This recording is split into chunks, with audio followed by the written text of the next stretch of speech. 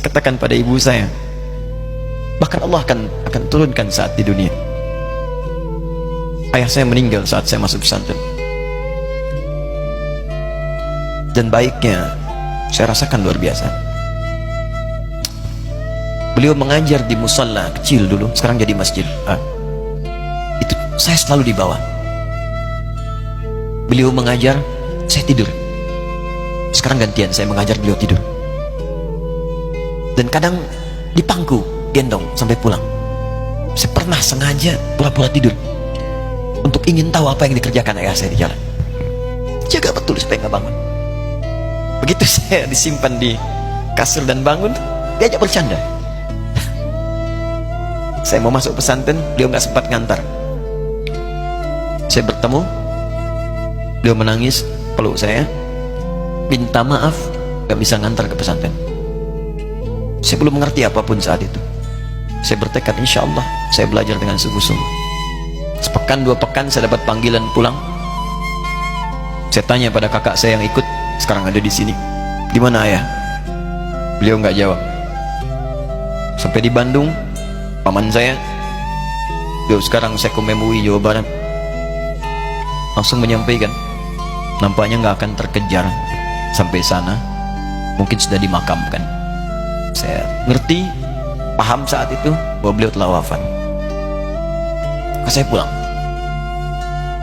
Maghrib saya sampai, saya dapati ibu di ruangan tengah. Saya datangi, saya menahan tangis, tidak menangis sedikit pun, untuk membahagiakan ibu saya. Saya datang, saya peluk, saya temani tidurnya. Itu pertemuan saya dengan ayah saya terakhir di mimpi. Saya bermimpi melihat sudah pakai kemeja, tersenyum, mendadahi saya. Sudah. Besoknya saya cari ke kamar, ternyata Allahu Akbar, apa yang selama ini saya pelajari di pesantren, kitabnya sudah ada di kamar semua, sudah disiapkan. Saya menangis saat itu. Saya bawa mushaf.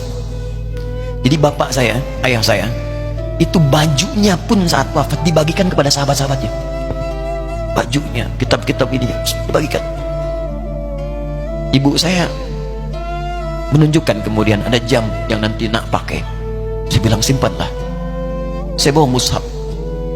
Dengan mushaf itu saya duduk di ruangan tengah, saya menghadap ke kiblat dan saya mohon kepada Allah, ya Allah, saya tak punya kemampuan lagi membahagiakan ayah saya saat hidup di dunia, tapi mohon jadikan setiap huruf dalam Al-Quran ini, ya Allah, pahalanya mengalir untuk ayah saya. Begitu saya bacakan saat itu, tak bisa saya berhenti, dan tiba-tiba langsung masuk ayatnya, artinya, posisinya, nomornya, gak pernah berhenti, masuk. Saya bertekad ingin berbuat baik. Puncaknya saya sekolah. Ibu, ya Allah, saya ingin berbakti pada ibunda saya. Anda tahu apa yang terjadi? Demi Allah saya katakan, ketika Anda bersabar, ibu saya, Bu, Pak, itu krisis 97 Pak. Waktu krisis saya masuk pesantren, saya diberikan sempurna bekal seperti anak-anak lain. Rupanya ibu saya sudah tanya kepada santi-santi, orang tuanya, berapa bekal Anda kasihkan? Dikasih yang paling tinggi itu dikasihkan pada kami tiap bulan. Saya terima. Satu kali libur saya pulang dari jauh, ibu saya tersenyum melihat sedang timur pakaian melihat saya. Begitu saya tiba, kaget saya. Ini kok pakaian ibu saya, pakaiannya nggak cocok dipakai gitu. Ini bukan pakaian ibu saya, kayak kain pel lah kalau sekarang. Saya masuk ke rumah, saya kejar, saya buka pakaiannya, lemarinya, saya nggak temukan sedikit pun.